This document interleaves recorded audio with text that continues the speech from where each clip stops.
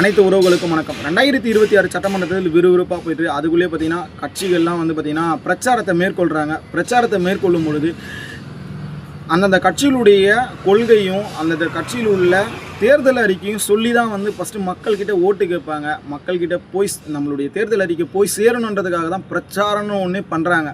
ஆனால் இங்கே எடுத்த உடனே திமுகவை வந்து குறை சொல்கிறதும் அதிமுகவை குறை சொல்கிறதும் அந்த பக்கம் அந்த கட்சியை குறை சொல்கிறதும் ஃபஸ்ட்டு குறை சொல்கிறத இது கடைசியாக நம்ம பேசுகிற 5 நிமிஷத்தில் கடைசியாக 2 நிமிஷம் மட்டும்தான் அந்த கட்சி என்ன பண்ணியிருக்கு பண்ணலை இதை தான் நம்ம வந்து விமர்சனத்தை வைக்கணுமே தவிர்த்து எடுத்த உடனே உங்களுக்கு வந்து அவங்க வேணுமா இவங்க வேணுமா நான் வேணுமான்றது கேட்கவே கூடாது.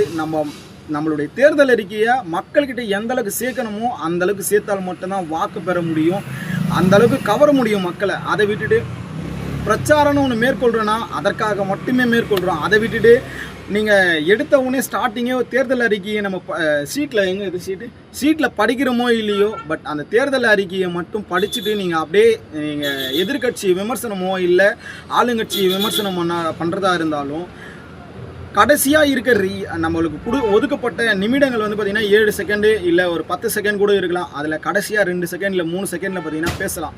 ஏன்னா அந்த கட்சி வந்து என்ன பண்ணியிருக்கு, ஆளுங்கட்சியாக இருக்கட்டும் இல்லை எதிர்கட்சியாக இருக்கட்டும் என்ன பண்ணியிருக்கு என்ன பண்ணலை இதை வந்து அப்பொழுது கடைசியாக விமர்சனம் பண்ணணுமோ தவிர்த்து நீங்கள் ஸ்டார்டிங் எடுத்த உடனே விமர்சனம் பண்ணிங்கன்னா உங்கள் மீது மக்களுக்கு வெறுப்பை தவிர வேறு எதுவுமே வராது.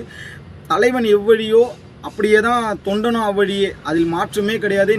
நீங்கள் இது வந்து தவறாக இருந்தால் மன்னிச்சுக்குங்க. இதுதான் வந்து ஒரு உண்மையான ஒரு விஷயம். நீங்கள் பிரச்சாரம் மேற்கொள்ளும் பொழுது நீங்கள் ஃபஸ்ட்டு உங்களுடைய தேர்தல் அறிக்கையை சொல்லி நீங்கள் வாக்கு கேளுங்க. உங்களுக்கு வாக்கு போடுறாங்களோ போடலையோ அது 2ஆம் பட்சம். பட் தேர்தல் அறிக்கையை மக்கள்கிட்ட வந்து போய் சேரணுன்னா உங்களுடைய தேர்தல் அறிக்கையை ஃபஸ்ட்டு நல்லா ஒரு 10 நிமிஷம் நல்லா நீங்கள் சொன்னீங்கனாலே போதும். அதை விட்டுட்டு ஆளுங்கட்சியோ இல்லை எதிர்கட்சி நீங்கள் விமர்சனம் பண்ணுறது வேஸ்ட் ஆஃப் டைம் கூட சொல்லலாம்.